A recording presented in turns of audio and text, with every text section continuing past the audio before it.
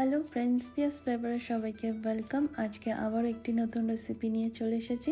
আজকে আমি বানিয়ে দেখাবো কচুরলতির একটি রেসিপি। কচুরলতি তো আমরা অনেকে অনেক রকমভাবে খেয়ে থাকি, কিন্তু আজ আমি একটু অন্য রকমভাবে কচুরলতি রান্না করব। খেতে যেমন সুস্বাদু হয় আর বানানো খুবই সহজ আর অল্প সময় হয়ে যায়। তাহলে শুরু থেকে শেষ পর্যন্ত সঙ্গে থাকুন আর দেখে নিন আজকের এই রেসিপিটি। এই রেসিপিটি বানানোর জন্য যে কচুরলতিটি নেওয়া হয়েছে দেখতে যেমন ফ্রেশ ছিল আর সাইজেও বেশ মোটা ছিল। আর এই কচুরলতিটি কোনো রকমভাবে গালে লাগে না, কারণ এটা দেশি কচুরলতি না, এইটা চাষের কচুরলতি, তাই এইটা গাল চুলকায় না।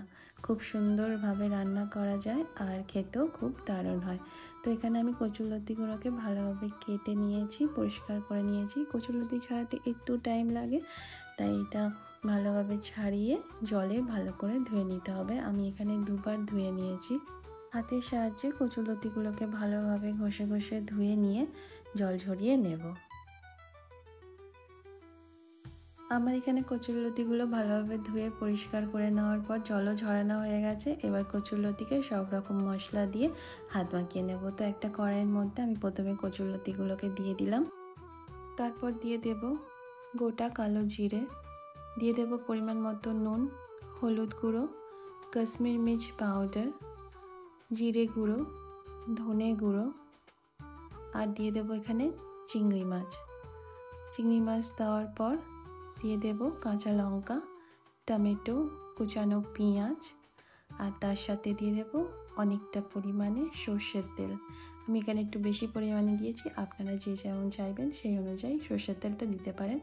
আর আমি এখানে আদা রসুন দিতে ভুলে গেছি, আমি আদা রসুনটা পরে দেব, তো আদা রসুনটা এখন দিলে ভালো হতো। তো সমস্ত জিনিসটা ভালোভাবে হাতের সাহায্যে মাখিয়ে নেব। সমস্ত রকম মশলা, পেঁয়াজ, টমেটো, সর্ষের তেল, সমস্ত জিনিসটাকে ভালোভাবে মাখিয়ে নিয়ে অল্প পরিমাণে হাতে জল নিয়ে ছিটিয়ে দেব। তারপর কিছুক্ষণের জন্য রেস্টে রেখে দেবো। বেশিক্ষণ না, 5 থেকে 10 মিনিট রেস্টে রেখে দেবো। 5 থেকে 10 মিনিট রেস্টে রাখার পর কচুরলতিটি রান্নার জন্য বসিয়ে দিলাম। এখানে কোনো রকম ঝামেলা ছাড়াই কচুরলতিটি রান্না করা হয়ে যাবে, কারণ সমস্ত মশলা সমস্ত কিছু আগে দেওয়া হয়ে গেছে। তারপরে কিছুক্ষণের জন্য ঢেকে রেখে তারপর ঢাকা খুলে মাঝে মাঝে নেড়ে দিতে হবে, আবার অল্পক্ষণের জন্য ঢেকে দিতে হবে, আবার ঢাকা খুলে এইভাবে রান্নাটা করে নিতে হবে। একদম সহজ আর খুবই অল্প সময়ের মধ্যে রান্নাটি হয়ে যায় আর খেতে সত্যি অসাধারণ হয়। আপনারা নিশ্চয়ই বাড়িতে একবার ট্রাই করে দেখবেন। আশা করছি আপনাদেরও এই রেসিপিটি খুবই ভালো লাগবে। তো এইভাবে আমি রান্নাটা করে নিচ্ছি, ঢেকে রেখেছিলাম কিছুক্ষণের জন্য। ঢাকা খুলে সমস্ত জিনিসটাকে ভালোভাবে মিশিয়ে দিচ্ছি, আবারও কিছুক্ষণের জন্য ঢেকে দেব। এখানে গ্যাসের ফ্লেম লোতে রেখে রান্নাটি করতে হবে, কারণ এখানে অতিরিক্ত কোনো রকম জল ব্যবহার করা হয়নি। প্রথমেই যে অল্প জল ছিটিয়ে দিয়েছিলাম সেই জলই দেওয়া হয়েছে, আর কোনো জল দেওয়া হয়নি, তাই গ্যাসের ফ্লেম লোতে রেখে করতে হবে।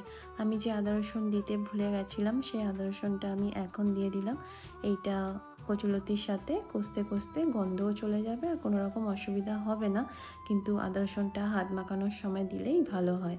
তো এইভাবে ঢেকে রান্নাটা আমি করে নেব। তারপরে অল্প পরিমাণে চিনি দিলাম, আপনারা চাইলে চিনি নাও দিতে পারেন। চিনি দেওয়ার পর সমস্ত জিনিসটাকে ভালোভাবে মিশিয়ে নেব আর আস্তে আস্তে রান্নাটা করতে থাকবো।